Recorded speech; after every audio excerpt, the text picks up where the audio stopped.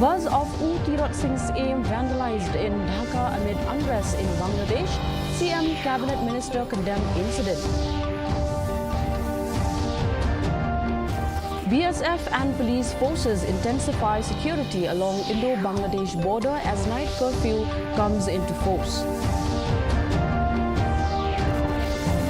NPP endorses Mohsen Ram Dorbar Shnong's decision against turning Maujimbun Cave as place of worship. National Handloom Day celebrated in Meghalaya. Textiles Minister Paul Lyngdoh calls for preservation of ancestral traditions. And now the news in detail. Bangladesh President Mohammad Shahabuddin has appointed Nobel laureate Muhammad Yunus as head of an interim government.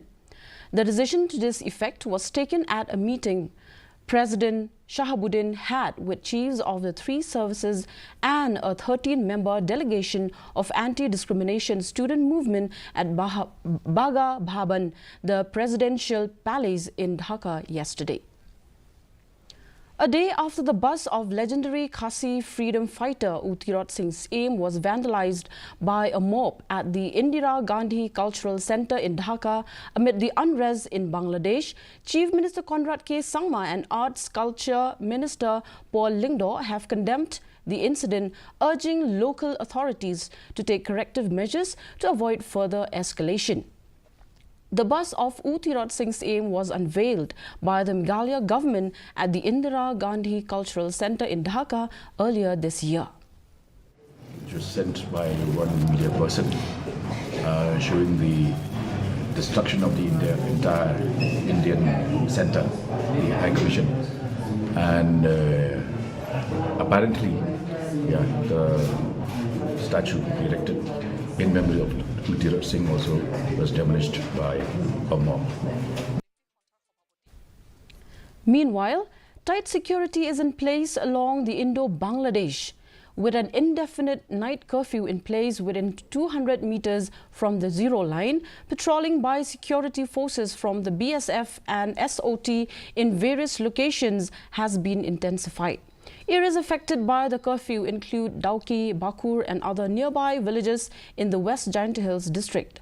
Headman of Dauki village, Mankrao Ringsai, has expressed confidence in the BSF's security measures and hoped for continued cooperation between the village community and the Central Armed Police Force to secure the area.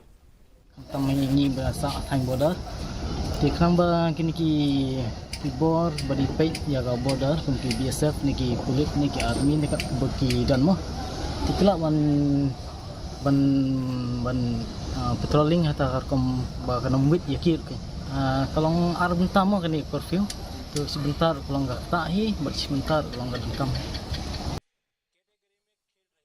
The Meghalaya Education Minister Rakam A. Sangma has called for relocation of the state's indigenous communities who are residing in Bangladesh if the situation escalates in the neighboring country. He said that helping people should be based on humanitarian grounds and not religion. He was referring to the Khasi, Pnar and Garo communities residing in Bangladesh. Sangma said that the prevailing situation in Bangladesh is going to directly affect the communities residing within and beyond the borders. All the Garo citizen, the Khasi Jaintia citizen living along the border inside the Bangladesh side. If anything happen, any untoward incident happen, yes, definitely they will try to take a refuge in our country, in our state. That time, I think the decision has to be find and we have to explore the possibility. What should we do? Should we say no, or should we help them on humanitarian ground? That is to be decided by the Ministry of Home Affairs, Government of India, and also the state government. Yes, definitely, there will be never say no on humanitarian ground to save the life of any citizen. All citizens of Meghalaya, including students, have been safely evacuated from Bangladesh as the country saw its worst violence that resulted in the resignation of Prime Minister Sheikh Hasina and her escape to India. Deputy Chief Minister Preston Tingsong has confirmed that almost all Indian citizens, including from Meghalaya, have returned safely to the country. He also said that in view of the prevailing situation in Bangladesh, all trade and export activities have stopped. Right now, we don't have any other students which is stranded over there. So right now, thank God, at least all the students has been transferred back to Meghalaya, and not only Meghalaya, to Indian. See, right now, I can't say much about all this because it is up to the Bangladesh government. But I could see the situation right now is, I think, all the trade activities, export activities, I think it is bound to stop. The National People's Party (NPP) has endorsed the decision taken by the Darbarshnong of Mawson Ram to allow the Mawjumbuin cave to be used as a place of worship. NPP spokesperson H.M. Shangpliang said Mawson Ram should be preserved as a tourist destination and not a place of worship. Over the years, tourists have reportedly started converting the cave as a place of worship. Shangpliang said the tourism department has invested lakhs of rupees in developing and creating infrastructural support, providing basic amenities for tourists who come and visit the cave, urging them not to turn the tourist spot into a religious site. Not to allow the Mawjumbuin cave to be used as a place of worship is fully endorsed by each one of us and also by the party. And the tourism department also has invested lakhs of rupees in the development and in creating infrastructural supports, in providing basic amenities for the tourists who come and visit the cave. Along with the rest of the country, Meghalaya today also celebrated National Handloom Day 2024 at U Sosotham Auditorium with Textile Minister Paul Lyngdoh as the chief guest and Dr. Anna Louise Meynell, an international textile expert from Scotland, as the special guest. In his address, the minister emphasized the need for collective effort to optimize the exceptional talent of the state's weavers, encouraging third-generation weavers to continue their ancestral traditions. The event featured the launch of the Meghalaya Textile Directory, Textiles Atlas, and the department's e-portal, as well as fashion shows by students of KL Bajoria College and designer Daniel Aim and others. Textiles industry, dyers, artisans, weavers, spinners, entrepreneurs. I think what I heard initially was from farm to fashion, and perhaps we can now elevate further, farm to fabric, to fashion, to faraway seas. Two people from Nongprut and Nongken'a villages under West Khasi Hills district were allegedly beaten up and abducted by a group of men who identified themselves as members of an NGO called All Khasi Hills Achik Federation. The incident happened at Lat Bagli in southwest Khasi Hills district around 2 a.m. on July 4th. According to an FIR lodged at Nonghalam police station, the two men claimed they were chased by a vehicle, and on being stopped, a group of men started demanding money, but when they couldn't get any cash, the group then abducted and beat the duo up before letting them go in the morning. Two leaders of the KSU Mawsynrut Circle, Ulysses Rinthong and Korbarlang Mirthong, were summoned to the Riangdo police station today regarding their involvement in checking of non-local entering and working West Khasi Hills district. The duo was accompanied by other leaders and members from the Mawsynrut Circle. According to KSU Mawsynrut President Armstrong So Shang, the union's efforts will continue if they are summoned 1,000 times, as this concerns the safety of the indigenous communities.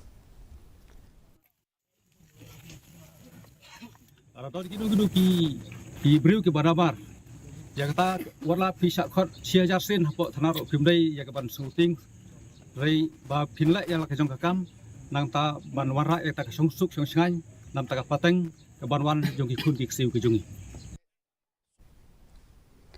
The Riboy People's Council will be meeting the Chief Executive Member of the Khasi Hills Autonomous District Council following reports of destruction of crops by KHADC personnel at Lailat Beat House under Umlador village in Riboy district on August 3rd. The group has condemned the KHADC's actions and demanded compensation for the affected families.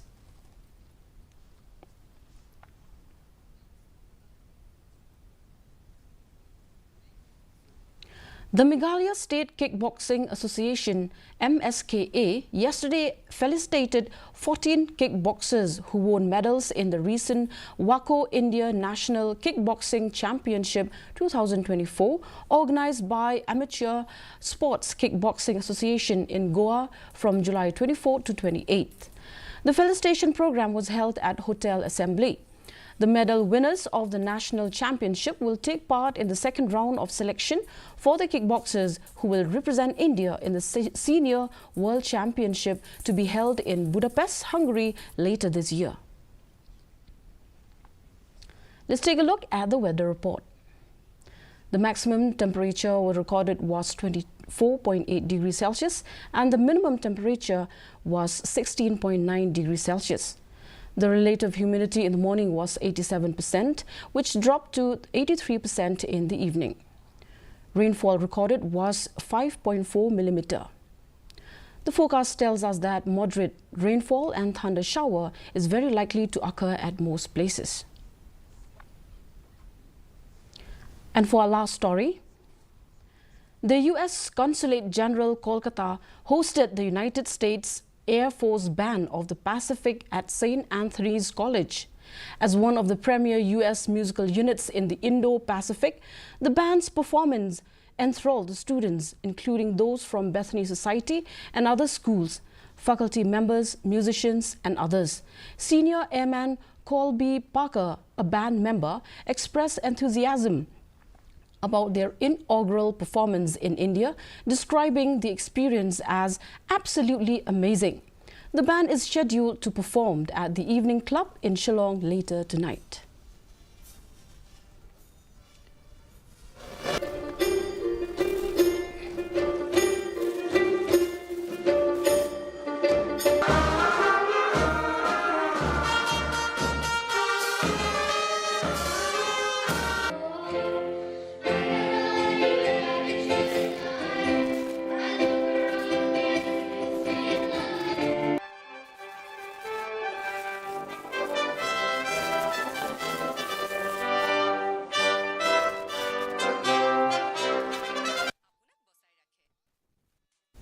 Well, viewers, that's all we have for you in this edition of the news. Until we meet again tomorrow at the same time, same channel, have a good evening.